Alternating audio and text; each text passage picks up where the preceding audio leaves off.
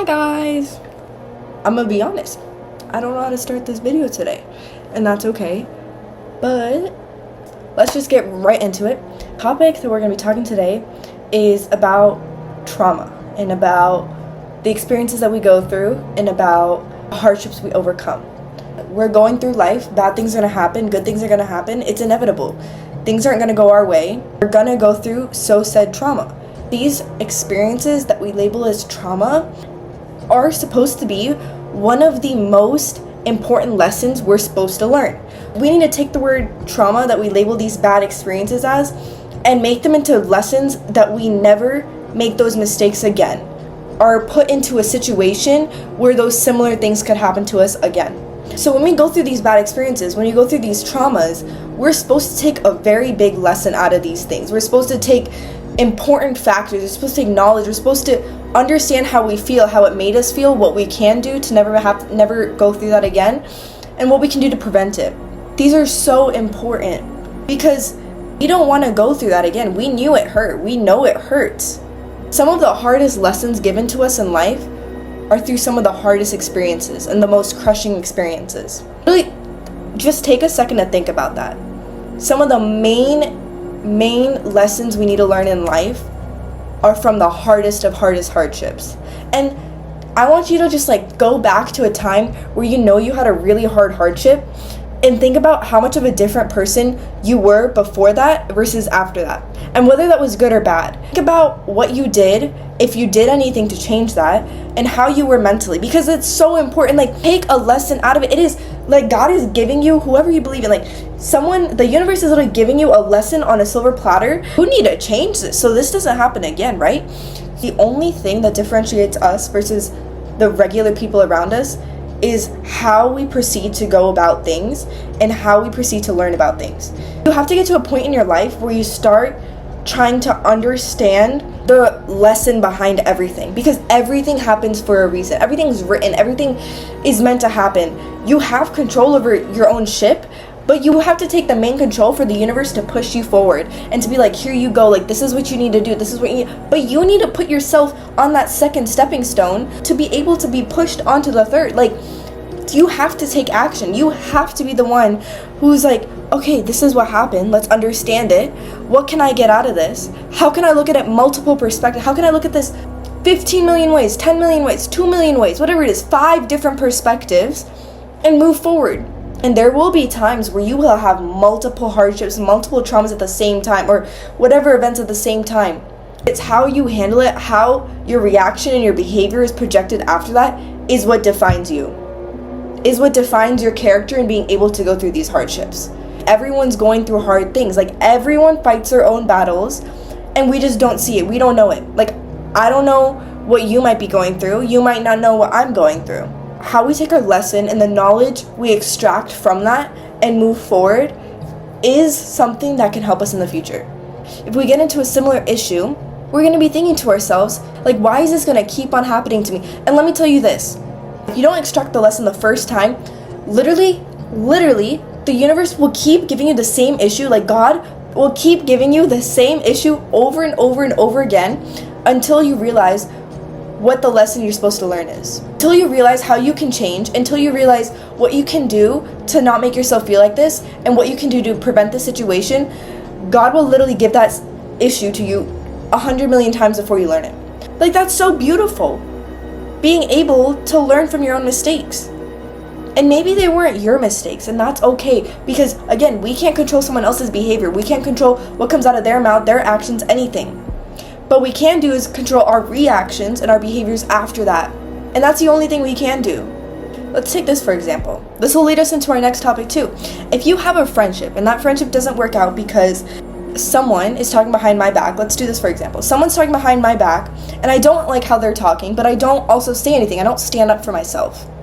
And I keep letting that happen. I keep letting them talk behind my back. It's gonna keep happening. If I don't stand up for myself, if I don't learn, I'm hey, that's not okay with me. I need to leave this. I need to understand that person is just not happy for my achievements or happy for what I'm passionate about. Then you have to leave. If I don't leave, I'm going to only encounter these types of friendships in the future. That's not what I want to encounter.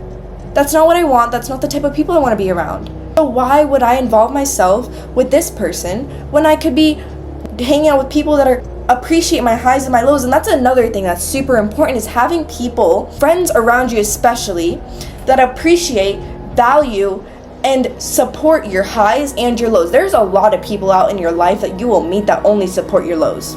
There is so many people, because that will make them feel good about themselves. You need those same exact people to be there of your highest of highs. When you're doing your greatest achievements, when you finished a presentation, suppose, that you're so proud about, a task that you knew was super hard for you when you finished it, if those people aren't there to applaud you at the finish line, then those people will not stick through you with life. That is a huge thing that took me so long to realize. I have some friends who would only be there during my lows of lows and then wouldn't be there to cheer me on when I was doing something that I really enjoyed.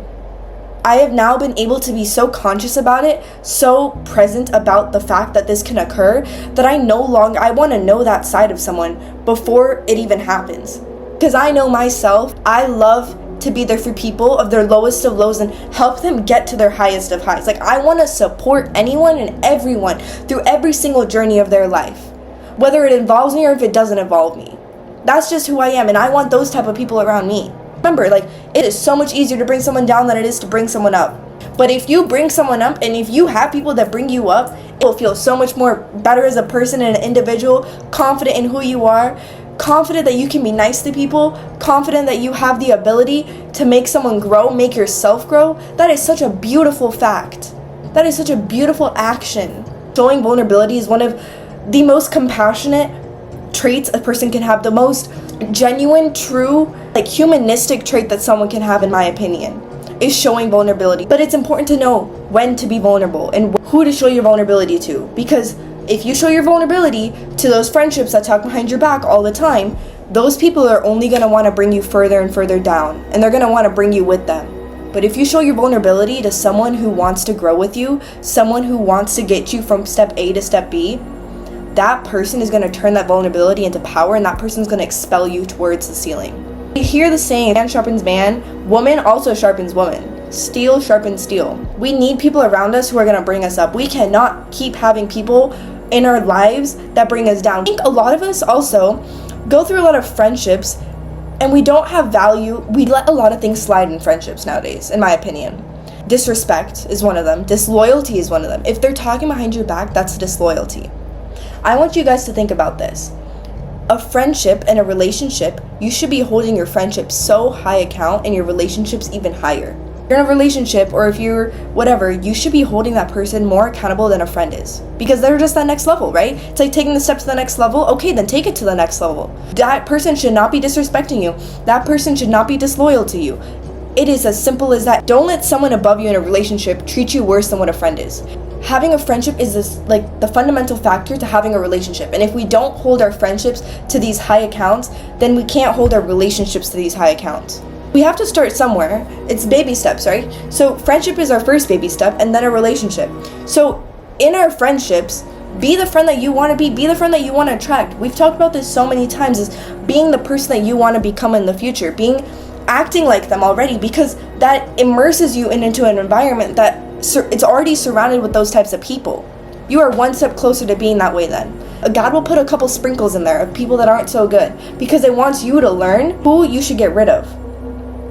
And I'm not saying rid of, keep them at an arm's length. It's okay to have people at an arm's length. I'm not telling you to go remove them completely out of your existence. If that's what you want to do that. But you can keep those people at arm's length at a safe distance, but don't let those people into your energy and into your little sphere, because that'll only disrupt you, your being, and your entire lifestyle and your mentality. Why do you want those people to affect you negatively? Like, that is, they're not doing you positive. Keep them at arm's length. It's better that way. And I know we're not all good at this. We're still learning. Like, everyone is different, and we're all growing as people. That's why I'm saying don't discard these people, because you never know who that person's going to become in the future. Maybe that's someone who your energies match with in the future and who you look up to, or someone that you want to surround yourselves with, because people do change to a certain extent. Trust your intuition and trust your gut. If you think that they are not going to change and they are not going to do you well in the future or currently, push them away. And I think that's something that a lot of us also struggle with, because taking action is one of the hardest things that we can do. We know this. It's easy to write a text. It's easy to read a text message, but it's harder to send that click and it's harder to respond.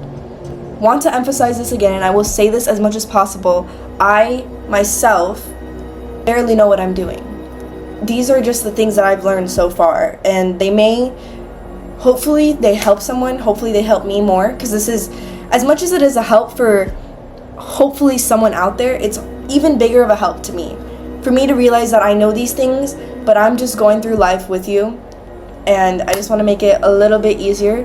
Hopefully prevent people from the same mistakes that I've made. Maybe you guys can get lessons out of my experiences without having to go through those hardships. But bye. That's today's.